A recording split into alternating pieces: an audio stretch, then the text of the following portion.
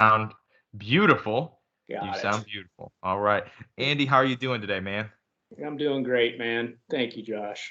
Good, man. I'm glad to have you on. I always love to talk to people about jujitsu, but something specific. I was actually talking on the phone to my dad this morning, and something specific that always comes to mind with you when talking jujitsu, when at a seminar, anything like that, is passion. You are so passionate for jujitsu, and so that's why I was really excited to do this conversation because you don't. I meet a lot of people that love jujitsu, but I don't know if I've met many people that have the same fire, that same love for jujitsu that you do, and you've had it for a very long time. So I just kind of wanted to start out at the beginning with you, and just kind of get some of your start, of how you started jujitsu and what that looked like for you when you started.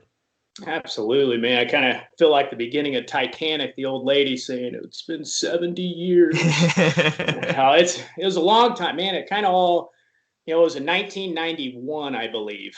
Uh, I was in high school. I grew up in Central Illinois, a little town called Paris, Illinois. Hmm.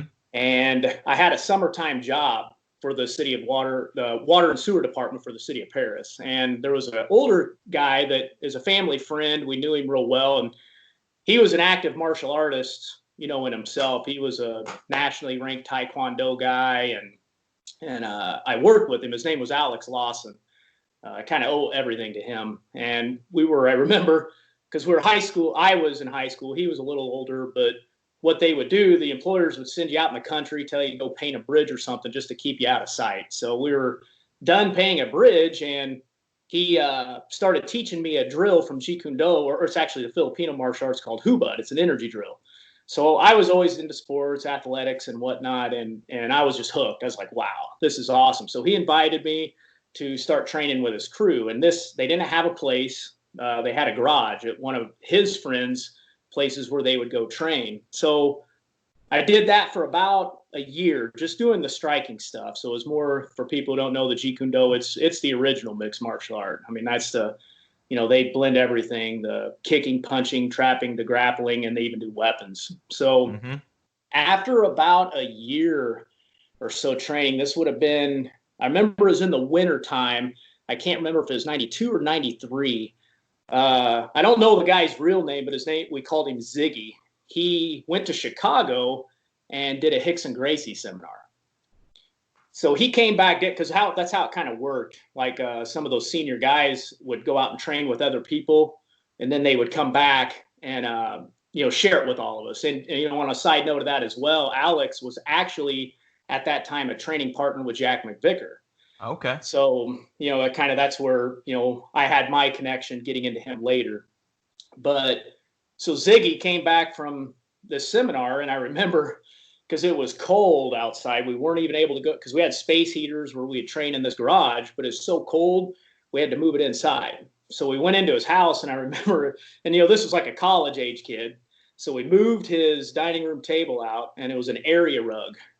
So we got down, and he started showing armbar from the mount, and doing the shift to the hip and everything. I was like, I was in high school. You got to remember that. And I was like, I didn't like it. So I was like, man, this stuff isn't for me. I was Uh-huh. like, because I'm in high school. I want to stand up and box, and I want to knife fight. I want to do all that. So I didn't really enjoy it. So so this would have been around 94. I actually moved. It was my summer before going into my senior year of high school, and we moved down here to Carbondale, where I currently live. So I kept the connection with Alex to keep training. He kind of was slowing down a little bit. He had some kids at the time, and a full-time job. So he started losing his fire, but he could see how much I had in it. So he kind of pushed me on to some other people and gave me some names. But at the time, I was in my senior year. So I kind of took a break from martial arts for a little bit because, I wanted to meet new friends. I had to, adjust to being in a new town, my senior year, leaving a girlfriend, all sorts of stuff. So I stopped training, and then I got the interest again my summer going into college before the fall. I think it was God, I want to say 95. And there was no one, you got to remember, Josh, at that time, nobody knew the name Brazilian Jiu-Jitsu. Nobody really knew Jeet Kune Do. And, the thing what makes me mad now, because at that time, back in the early 90s, when I first learned it, a lot of the people I was training with, had trained with the Gracies since the 80s already. It just wasn't, that was during the time, when all the Gracie in action and stuff was coming out, when they were trying to build their name. And I just, I missed it, but it is what it is. So I started taking Kung Fu. And a lot of people don't know this. I actually earned black sash, which is called a Shidai, in White Tiger Kung Fu. Oh, yes. So you saw jiu-jitsu and you said, you know what? I'm gonna take the opposite route here, and I'm gonna go Kung Fu.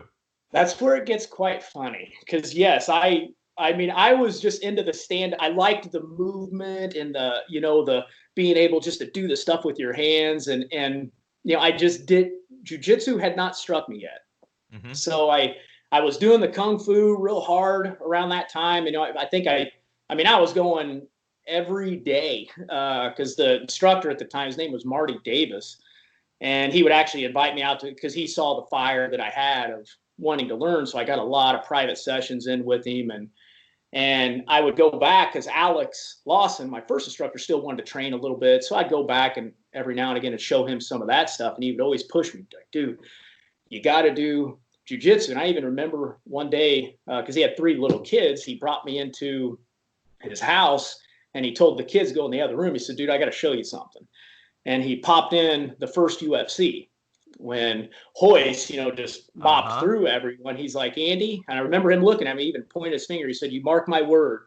He said, in the next 5 years, this art is going to blow up and everybody is going to be doing it. And I was like, all right, you got to remember, I'm young still. I was like, not buying it. So I came back and I met up with some, when I was in college, we trained at the SIU, the rec center. And there was a club there. His name was Matt Leggins. It was a registered student organization called the Green Dragon Martial Arts Club. And they were Kung Fu guys. They did fight, and very talented, very talented. And they were kind of at the tail end of running it and tired of running it because there's things you got to do when you're running a registered student organization through the university. So they handed it over to me. So I took charge of it. I trained with them every now and again. So I started orienting more of the instruction to boxing and Muay Thai and some of the Jeet Kune Do. And then this is where it kind of all started, of the blow up in this area, at least, of the mixed martial arts style training, you could say, because I was in their training one day and a guy named Eric Mock, he had just got out of the Army. He was walking by because where we would train in the rec center, in the martial arts room, had a huge window so people could look in, kind of see what you're doing. And he walked in, he said, hey, what is this stuff you're doing? And I told him, Western boxing and, a mix. He says, oh, I've got some boxing experience and I've done some ground fighting. And I was like, oh, really? Because I was kind of I thought I had done some because I learned an armbar on an area run. So we rolled, and he literally kicked the crap out of me. I mean, he was you got to remember, at that time, he was like, I knew how to do an armbar. I didn't know how to get there. I didn't know how to transition into it, but I would know the movement. This kid was transitioning, passing the guard, sweeping you, choking you. I was like, damn. So I said, we got something here, man. I was like, what we need to do is you need to run this club with me. So he was all aboard. He's like, let's do this, man. So that's when, and what the funny thing was is we kept the name Green Dragon Martial Arts Club. So that's what we ran it for a while. And then that's kind of how the seed was planted for this area of getting it. But back then, you got to remember, it's called No Holds Barred, NHB. Oh, yeah. That's what, so it was still, but people would walk by that window and see us training. I remember we just tell them we were boxing and wrestling. Because if you told them, jiu-jitsu or Jeet Kune Do, they would think you're doing like a karate or whatever. They didn't have anything to differentiate. So and and so that is kind of where you started. You kind of start almost in an instructor role per se, just because you're running this club. Um, what what did jujitsu? What did starting to progress and focus on jujitsu look like for you after college? Man, it after college, because at the time I graduated college in '99. And during that time, when Eric and I were running it, several people had come in. Like that's the time when I met, Chris Lund had come down, Uh-huh. he's a black belt up in Chicago. He had transferred from University of Hawaii at Manoa, and I think he came in around, I want to say 97, 98, and he was a blue belt under Helson Gracie. So at that time, it's like big. And then that's when, because what I did just before getting out of college, we had brought Jack McVicker down for a seminar. Mm-hmm. It was actually, I think to this day, it was his first seminar he had ever done. He hadn't really, because he was a purple belt at the time. And when he came, he kind of taught us a way to, I guess I say properly train. Uh-huh. So that's when it was after that seminar, because he even told me, he's like, dude, you got to focus. You got to focus on your jiu-jitsu, because I was very well versed in my striking, but I just was lagging in the jiu-jitsu. And it was from meeting him, that's when I hooked up with Jack. So after college is where I ended up getting a job. I was actually a correctional officer in a prison for about a year and a half. And during that time, I was traveling from here in Carbondale to Terre Haute, Indiana. And what I'd do, I'd always go up on a Thursday because I'd do Jack's group class Thursday night.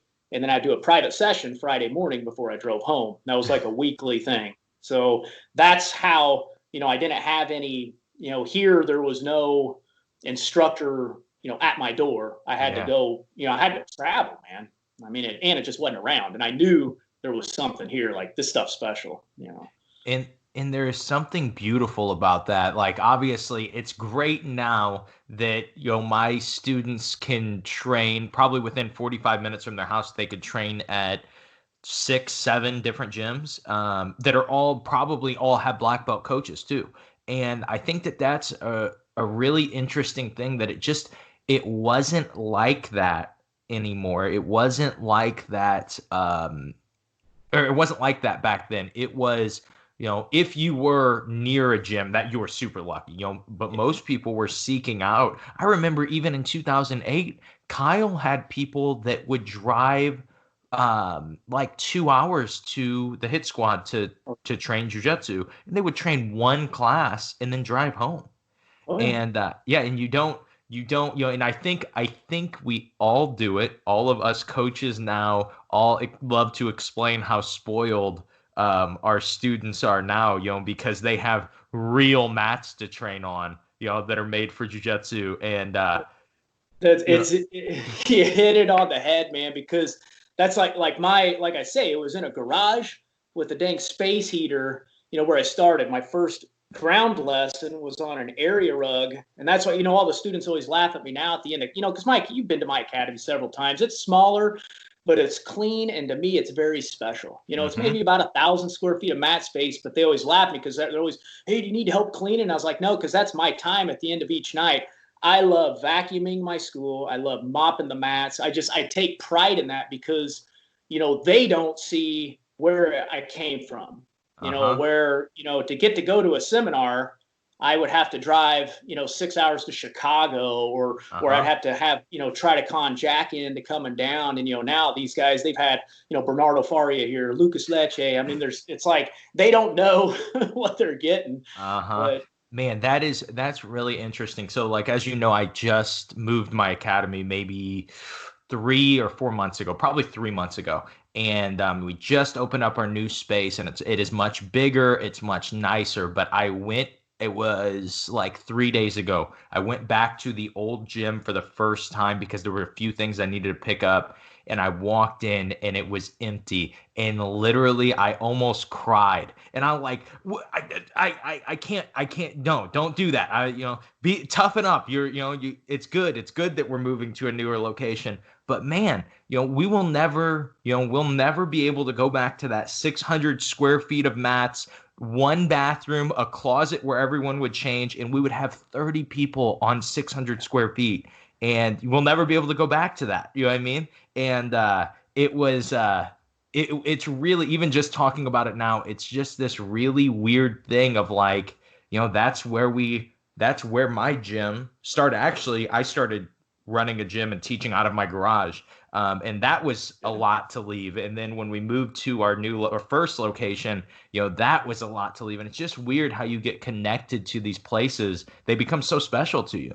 Oh yeah, yeah. That's I mean, and I was the same way because all those years until because I think I got my first actual like place that we called our own was in about 2010. But in between all that time, I kind of called myself the traveling Wilbury because I'd tried to teach out of a fitness center. I've been at a gymnastics center. I even used to teach out of a women's fitness center. Anywhere where I could get like 100 to 150 bucks, overhead rent for the Uh-huh. space. That's where I teach. Uh-huh. But we loved it. I mean, the people, always have our smaller groups. I think the biggest I had at that time was maybe 20 people. But we were all so dedicated because, and I think we're all young. We appreciated what we have. We knew it was advanced, for so to speak, for, the trend. Because I even remember, just kind of a backtrack on it when, with that Eric Mock guy I was telling about. I remember, our first, we went to an MMA. Well, it was called NHB back then, but it was in a high school, I think in Royalton, Illinois. It's a town literally maybe 300 people around here. It was in a gym, and what it was a Taekwondo school put it on. And we brought him in because we're like, Eric, we're going to have you do it because he could box, he could grapple. And he ended up fighting his name was, he was a Taekwondo guy. I think he's since passed away, but his name was Emil Wright. And he's one of those, older school guys, considered one of the most, Taekwondo magazine put him as the deadliest man alive or something. And Eric fought one of his students. And in the ring, I'm telling you, Josh, it was mats laid on the ground. And you had around the ring was like movie theater rope lines. That was the ring. And I remember when I was cornering Eric, I was sitting on the bench with the fans, yelling out and stuff. And Eric beat this guy, I think, in probably 30 to 45 seconds, just snapped on a guillotine from him right when it hit, went to the ground. But that's when our name, kind of got out. When people started, coming down, because like Vince Fields used to train at our club. He's a pretty big name now. We've had several guys who are black belts now, like Alex Miller was down here, Nenad Dragolovich, Heath Pedigo and his brother used to come down in the late 90s and train with us because we were the spot, for a while doing it. And it's really interesting when you have an academy. I assume, obviously, I haven't had mine long enough to really get a lot of those, but it's really cool when you are the academy that got the start for certain people. Like I just promoted my first, technically Kyle promoted him, but he trains at my gym, but I promoted my first black belt, Justin Huff, and he started with you. Yeah. And I so Justin, it's awesome. Yeah. And he is we actually don't even call him, if my students are listening, they probably don't even recognize Justin Huff. We actually now call him the Moon Wolf because he got a new tattoo on his shoulder and it's of a wolf with the moon on his forehead. And so it's a pretty cool looking tattoo, but we decided to give him a really bad nickname for the tattoo. And that was actually part of his black belt promotion, is getting his cool nickname. He was part of our old high school club. When my dad used to be the superintendent of the high school here in Carbondale, so I had access to get into the wrestling room. So that's one of the places. And man, and you've been doing it for so long. We talked a lot about what the beginning was like. What transition have you noticed though over the last 29 years of being around jiu-jitsu? Man, it's just, you always hear the new school versus old school. I mean, I look at it kind of like this, Josh. It's like basketball. I mean, back in the day, the guys used to shoot underhanded. Now they're stutter stepping, juking you on the shot. It's going to advance. And I love that. That is awesome because that's the whole Bruce Lee philosophy. We want to keep adding, keep getting better, improve the game. And that's why, a lot, because physically, I can't do a lot of the stuff that the younger generation can do. Mm-hmm. So that's why, even at my school, I bring down, I'll bring Andrew Wiltsey in for the crew and let him run the class just so they can kind of see, hey, here's, here's what I'm doing, but this is now what the, the young, the more Yeah. in the game, in the moment, that adult division, so to speak, can do. So I love sharing that with them because, Josh, I physically can't do a lot of the Mm-hmm. stuff that you guys can do. It's Yeah. just my body won't let me. And yeah, and like I think that that's kind of important though. Important note to make for a coach is you don't have to be able to as long as you are willing to branch out. The only time I think it becomes a negative is when you get the coaches that say, no, this is the only way. Closed guard is the only guard, right? And they say that, and your kids want to compete, and they go out, and people aren't playing closed guard. They're playing spider or they're playing De La Hiva. And it, like that, I think is the only time that it's negative because Kyle, I've never seen Kyle Barambolo in his life. I actually saw him pull guard once at a tournament at Respect 4, and he busted his lip by pulling guard so hard that he pulled the guy's face into his mouth. But besides that, I've never seen Kyle do anything but just take people down and smash on top. But his students will play some of the more advanced guards because he tries his best to guide them to them. Yeah. And everybody's got it. You got to look at it. Everyone has a different walk.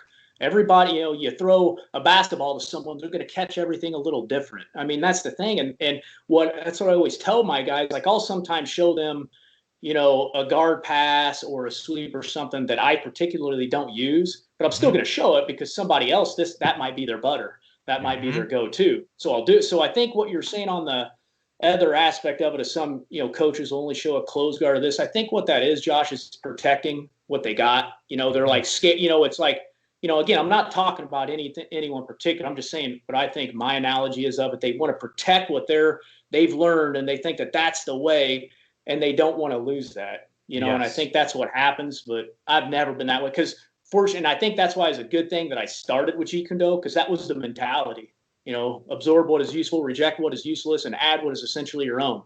And that was the whole philosophy of Jeet Kune Do, and I take that into the jiu-jitsu as well. Yes, man, that's so important. That's so relevant for nowadays. Is I think the coach's job has slowly started to change in jiu-jitsu because obviously when people are brand new, they don't know anything. But people have so much more access to knowledge now. I will have students come in that are on 6 months and they will be, playing a new guard or they'll be doing different submissions that I've never showed because they're able to just access it on Flow Grappling or YouTube or Keenan Online or whatever they're going to, and they're able to get this access. So that didn't happen when you started jiu-jitsu, and really that didn't even happen when I was starting jiu-jitsu. The internet jiu-jitsu was not near as big in 2008 when I started, and so you pretty much learned from seminars, books, and your coach, or if you ordered an instructional. And now it's different. There's just so many places to learn, so your coach becomes more of a guide of like, hey, this is how you take what you're learning and get better on. Yeah. And, here's a prime example of how I do that with my guys. I'm not a leg lock guy. I'll play them, I'll, toe hold, straight ankle lock. That's about the gist of it. I don't get into the, we've got a lot of Sambo guys, through here and stuff. And it's not my style of game because my theory is I've always been smaller and not as strong. So to me, if I feel like I fall back on a foot or something, if I miss it, now I'm on bottom. So yes. that's my thought, but I tell the other guys like, hey, if you like it, I'll have them seek out someone like this is who you need to talk to. Go play with him, because it's not my way, but I'm not going to deny somebody that. It's just not how I particularly play. Yeah, and I think that is a huge thing. I remember when I started jiu-jitsu, people would say like, yeah, leg locks, they don't really work. You're not going to really get. And yeah, and you go in with that mentality until, you get in a tournament or you are just in training and you get leg locked and you're like, wait, that doesn't work. You're breaking my foot off. That's not supposed to work though. And for the longest time, Josh, I didn't honestly, I'll come out and say it why I didn't teach them is because I saw so many of my old training partners back in our era, the college times of not knowing when to stop, of getting hurt blowing their knees out. I mean, heck, one of Chris Lund's brother, Brad Lund, who used to train with us way back, got his knee popped with a heel hook, I think. Because, we didn't, a heel hook, it's one of those, I'm not feeling it. I'm not feeling it. Oh, then it's like it's popped, and yes. We didn't understand because back in those, we were hungry, we were fighting. I mean, we wanted to go so people would get hurt. So I took them out a long time because of that, of fear. But then, it's like everything, your attitude and mentality changes over time. And I realized, like, man, I'll show you some stuff and you guys can play it. But how we do it in my gym is I call it catch and release. So it's like, say we're rolling, you fall back and you land on a like a heel hook, you'll hold it and then we just break and go from there. It's like, you got it. We don't even go to a tap because we're not going to fight there. We're not going to be stupid.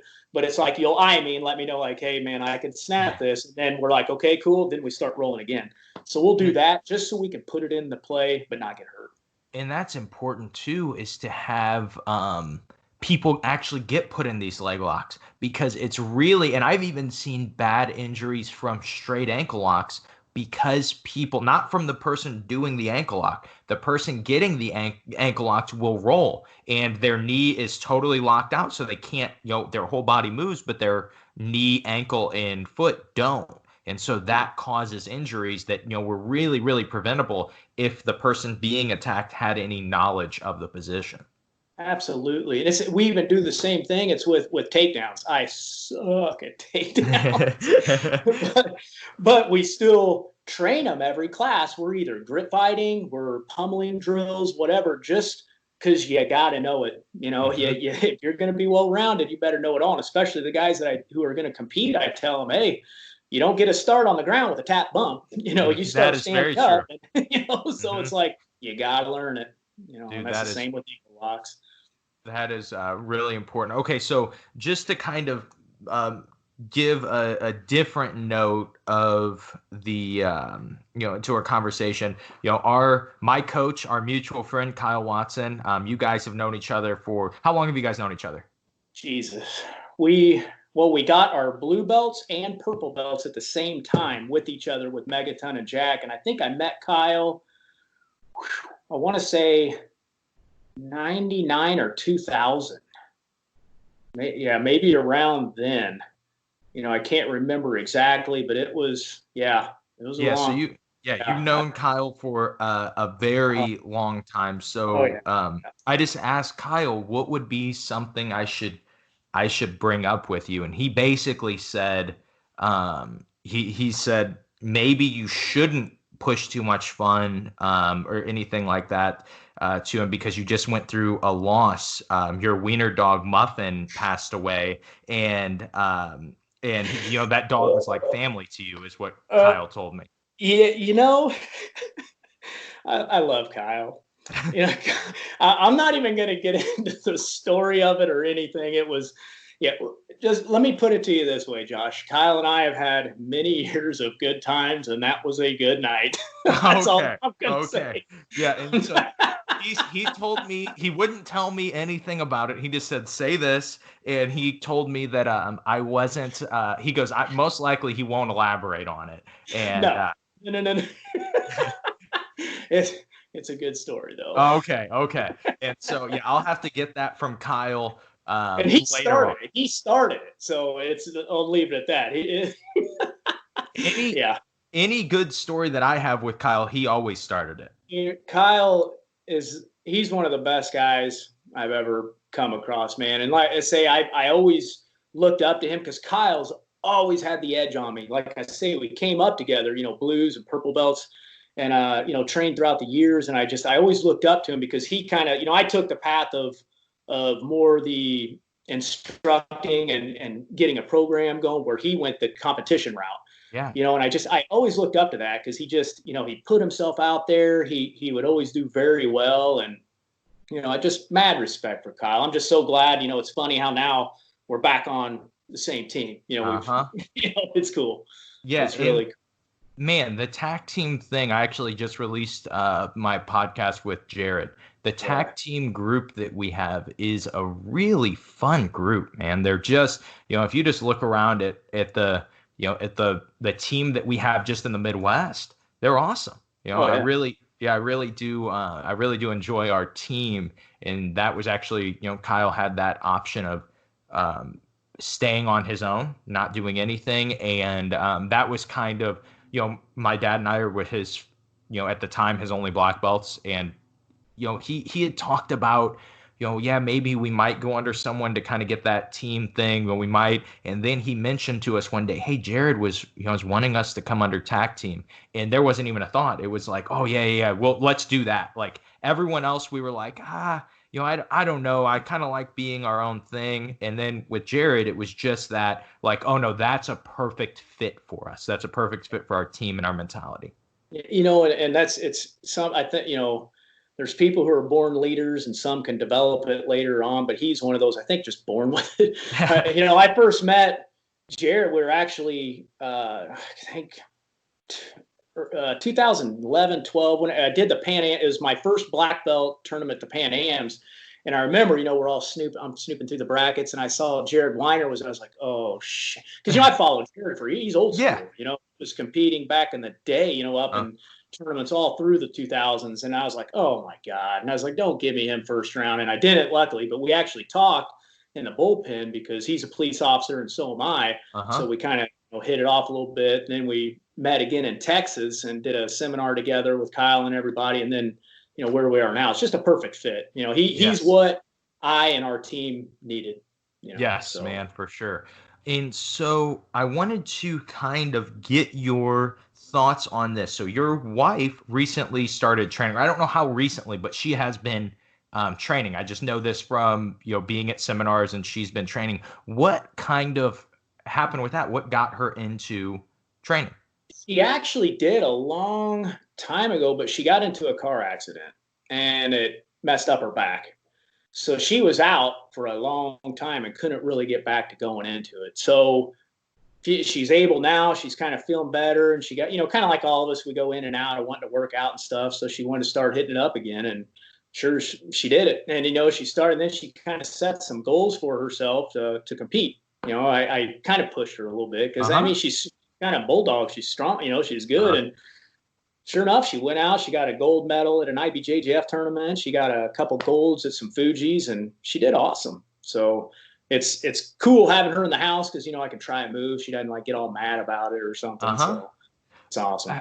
How were you while she was competing? I'm sorry. How were you while she was competing? It's nerve-wracking. It is because the main thing is because with competition, I know you're already at a risk of getting hurt training, but when you compete, you're just stepping it up even more. Because the other person wants to win too. You can't fault them. So yeah, it's nerve-wracking. There's some times where I'll see maybe a position, I'll kind of look down for a minute because it's like it's my wife. But she's smart. She's not gonna be stubborn and not tap to something. So. It was nerve-wracking, though. I'm not going to lie, every time. Yes, my wife's first tournament, I can honestly say that was the most stressed I've ever been in my life. Yeah. It was horrible. It was, I think the biggest thing was I had not mentally prepared myself to coach her because the plan was for me to not coach her. My dad was going to. Right. And so I was like, I may not even watch her matches because I know I'd be stressed. Well, they called her really early and my dad wasn't there yet. And I was like, oh, no, this is the worst thing that could happen. And so I coached her through 3 matches. And I swear that the table that I was sitting next to had fingernail marks in it because I was holding on to it so tight. I was so stressed. I know the feeling. Yes, it's tough, but it's cool. Then the happiness of when she gets that hand raised, it's like, yeah, that's awesome. How do you feel in the instructor role with somebody who is so important to you? During class time, she's just another head in there. I don't even think about it because that's the other thing. I don't care if, we've got a couple guys that's fought UFC in our gym and other people who just work 40 hours a week and come and train. Nobody gets privilege. We're all equal. We step on those mats. You all took the choice to walk in and train. Nobody's getting extra treatment. So she's just another head in the crowd, so I don't even look at it like that. I'll jump her butt just as I do anyone else if they're doing something wrong or getting out of line. So, I don't even sweat or think about that. That's cool, man. So what does your training look like? How old are you? I just turned 43. All right. Okay. So 43 years young.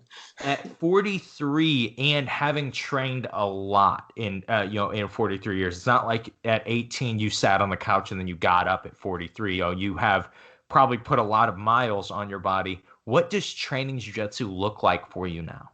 Man, what I wish, because you got to remember back in the day, I didn't have anyone to kind of tell me, hey, slow down. When I was hurt, I popped some ibuprofen and go. Hmm. I didn't have anyone because Jack was young too. He was only a few years older than me. So I never had anyone to kind of slow me down, say, hey, let the injury heal. So now, the biggest thing I want my students to know is really take charge of your warm up. Get a little sweat going before, because we never did that. Our warm ups used to be we'd just start rolling around light and then go.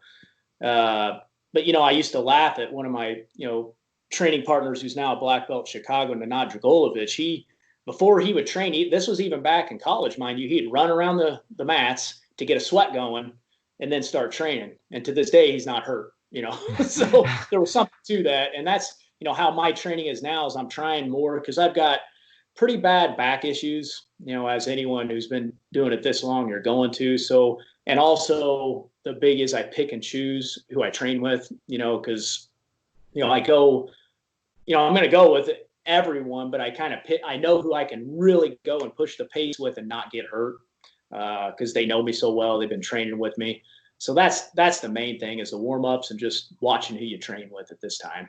I think that is super important. Do you split your time between jujitsu and stand-up still? Yes, I do. I still, I kind of do half and half. Probably more jujitsu because I don't like, I don't, and as far as the striking, I don't even really do sparring much anymore because I don't want to get hit in the head anymore. I mean, I've had a lot of those years of, getting my head bounced around, and I don't do that. And again, if I do, I pick and choose who I go with. But yeah, it's a split. I do a lot of pad training, hitting the mitts, hitting the tie pads. And then my groundwork is, I'll find something I'm wanting to work. I'll pick some of my higher belts that's been around a while, drill it, and then we roll and train. But yeah, I mix. It's half and half. I split it up. Okay. And so for you, do you have any kind of goals that you have set for yourself as an instructor or as a competitor? What is I've always had a love hate with competing. Uh-huh. Because I've been, I always differentiate. You got the competitors and you got the gym guys. I'm more of a gym guy, but I like the competition because I like putting myself out there and testing it and the stress. So Uh-huh. I think you get more out of just, the bettering your jiu-jitsu. It kind of tests yourself as a person, to Yeah. what you can handle, what you can take. So as far as goals, I jumped on this. Yeah, my goal last year was to do 3 tournaments, and I did 4. So I went over my goal, and the plan this year was to do some more tournaments as well. But it's not. I was going to do St. Louis, which sucks. That's Mm-hmm. I'm sure is canceled. But I think that Josh, I want to stay doing not competing all the time, but when I can and when I see fit and when my body feels it, because my hopes is it motivates the students and lets them see like, well, hey, hell, he's 43, he's been doing this long, he's doing it. Why can't I, for the new Mm-hmm. person walking the door? So yeah, that's hopefully once all this goes away, I want to jump on and do some more tournaments for Man, I sure. think I think that that's a really important thing for a coach to do if they physically can. I think some Yes. people literally just cannot compete.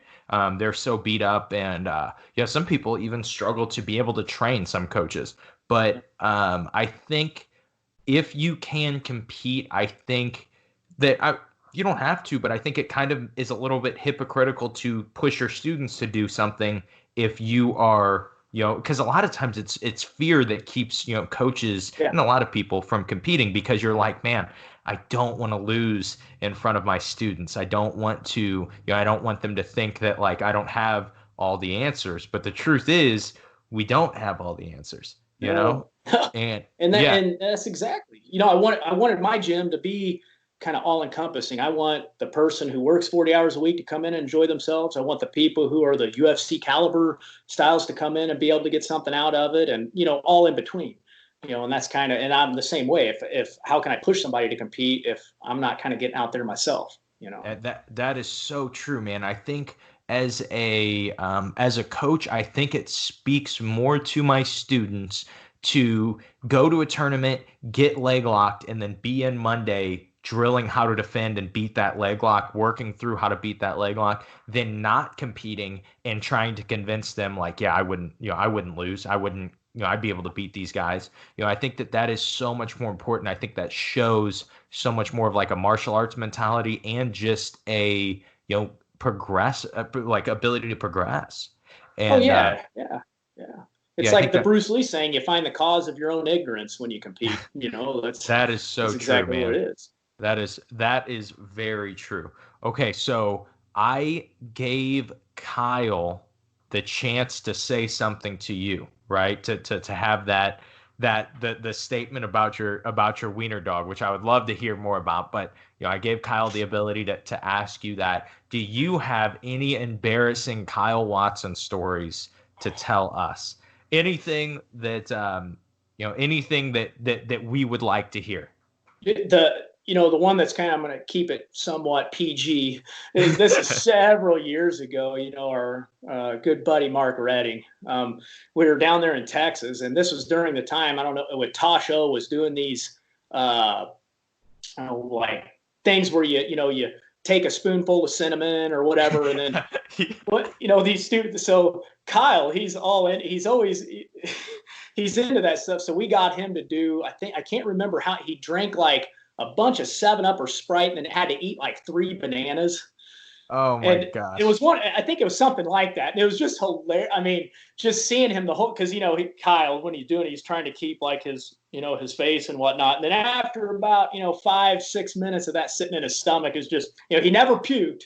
He never did vomit. He never did. But man, he was holding back. He was about to go, but it was just hilarious because he did this at I want to say it was a birthday party or maybe a school anniversary for Mark Reddick. So tons of people there. And of course, we're all rooting him on, dude. God, it was just hilarious. It was funny. I won't elaborate on how, but we went for a school, I think 10-year anniversary. Man, it might have been 15. I think it was 10-year anniversary for Mark Vivas in Chicago. And heard a lot about that. Kyle was the life of the party. He shut that party down for sure. And yes. Yeah, B-Bay's told me a lot about that. That was hilarious. Yes, and apparently it got to the point that that Chris Howe texted Kyle. Chris Howe is not at the party and lives in Indiana, far away from Chicago. And he was training on the Monday morning after, and he sent Kyle a text like, "Hey, people in I think he was training in Ohio, actually. He's like, people in Ohio were talking about the legendary Kyle Watson, partying on Saturday." And I heard some of it too, where he woke up in he didn't really know what room he was in or something in the hotel. It was a mess. It was a mess. He died for a little bit, but he was fine. Yeah, it's Kyle. He bounces back from everything, man. Trained the next morning, man. Great dude, man. I remember, Josh, that's when you were because I remember when Kyle, because I went to his opening at the Hit Squad when he went there when he was teaching. I remember when you and your dad had started training there for a while, and I always remember him pointing you out saying, yeah, you need to watch this kid because you were young, Josh. You were young, and I remember him saying that, like, this kid's going to be good, man. It was awesome. It was funny. Like, I think I did have some natural ability, just a natural, grasp of jiu-jitsu. But I think the big thing was I really didn't do, leading up to that, I never really played any sport. And I didn't really have anything else to do. There was never any distraction from jiu-jitsu where it was like, oh, it's football season, now I need to play football. It was like, I got in and I was like, well, I have nothing else to do. This is really fun. That's unique, man. That is really unique because most people, who get to a level where you're at, they're athletes. They've done some sport. They were hell or football player or whatever, and that's awesome. because I mean, Josh, your game, bro. It's just so cool to see how you've come to. That's Yeah. awesome. Thank you, man. Thank Awesome. you. Okay, so I always finish with the game, but before we get started into it, I wanted to ask a little earlier because I don't know how long it will go, but I wanted to just ask you about skateboarding. You skateboard, correct? Love it. Yes. What got you into skateboarding? I skated when I was a kid. That's all I used to do. I used to skate a lot back in my junior high days and even, up and through some high school. And I did some in college, just kind of scooting around, just having some fun or whatnot. And then now my kid, he's 9 and he's starting to take it up. So it's fun. So now I have like a skate friend again. We just went yesterday and cruised around on SIU campus, just kind of having fun and showing him some of my old school tricks and stuff. So it's different. The balance isn't like it used to be. So I kind of watch what it's nuts, man. But now I kind of try to keep all wheels on the ground now, not do too much crazy stuff. So yeah. Have you taken any spills since you've been, skating as an adult? Yeah, I got I was wanting to show Gavin something. I got him a ramp, and this has been about 2 months ago. And I wanted to go up and do, kind of a lip tap, something I used to do as I was a kid. And I did that, and I misjudged again my balance and where I was at on the ramp, and I took a face plant, but I'm all right. That's when I was like, So that's when I was like, I better slow this down a little bit and just cruise. Oh, okay. I dig that, man. I dig that. Okay, so if it's cool with you, I kind of like to finish off with a game and then one question to finish. That cool? Do that. All right. So the game is called Take It or Leave It. Okay. So I'm just going to make a few statements. When I make a statement, you can either take it, which means you agree with it, or leave it, which means you disagree. And then we'll kind of discuss, why you chose that way. Okay. So we'll start out with kind of the popular question of the podcast. Take it or leave it. Die Hard is a Christmas movie. Take it. Take it. You're all for it. Yes. Because there are people that have gotten on the show and they have said, no, it's not a Christmas movie. That's all about Christmas, man. That's a Christmas show. Yeah, that's what I think. That's what Christmas at my house is like. Yeah, I play it every year at Christmas time. December comes on, we play it along with Christmas Story and Christmas Vacation. Heck yeah. That's true. That's true. Okay, so take it or leave it. St. Louis style pizza is better than Chicago style pizza. I'll leave it. No way. Because the St. Louis style, that's the thinner style. Yeah, that's the thin. Get that out of here, Josh. You got to go Chicago style. You like the Chicago style? I mean, yes. Really, it's a casserole. It's not even really it's not even... I like sauce. I love this. And just in that sauce on top, there's something about that. The thicker style. I'm more of a deep pan kind of guy. Okay. Look, but I do like St. Louis style. I'm not down in it. I'm just saying if I had to choose Chicago style. I'm just saying I actually haven't been able to eat Chicago style pizza since maybe 3 years ago. I competed at Chicago Open. We left and went to Giordano's and we got pizza. Well, one of the guys was going to start to go and I was like, crap, I got to leave. And so before we got our pizza, I leave and he ended up like he did really well in the tournament. So he kept having fight after fight. So they brought my pizza to the venue for me and I ate and I know like a medium pizza for someone who doesn't know Chicago style pizza may think like, oh, that's nothing. But for a Giordano's deep dish medium pizza, that's like, it says like it's supposed to feed like 5 people. Okay. And I ate the entire thing while coaching. And I haven't eaten it since. I felt so sick. And like, I'm trying to yell. I thought I was going to, dude, I thought I was going to throw up. It was just like, I just got done competing. I think I had done weight and open class. And so I'd done a lot of matches and I was like, I need some food. Oh, it was. Yeah, they take like 50 minutes to cook. They do. And that was exactly why I ended up having to leave. I was like, crap, I didn't manage my time very well there. Okay, so back to take it or leave it. Take it or leave it. TAC team will be on the world's podium one day. Take it. Take it. Wait, do you think it'll be Adult Worlds or Master Worlds? I think Master Worlds. Man, we have, and I was talking about this with Jared. We have a really good squad for Master Worlds, man. Yeah, there's some it's like, it's one of those, like, you look at the names and you're like, damn, I'm glad they're on my team.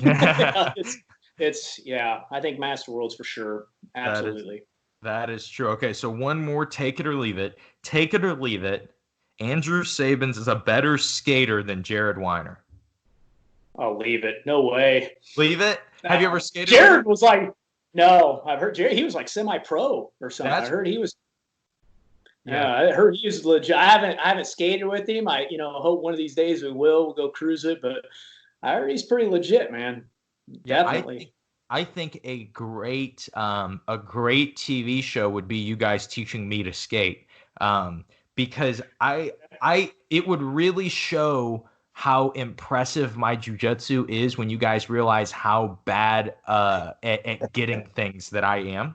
It would blow your minds with Josh, you have to at least be able to stand up. There's four wheels on it. You should be able to stand up on a skateboard.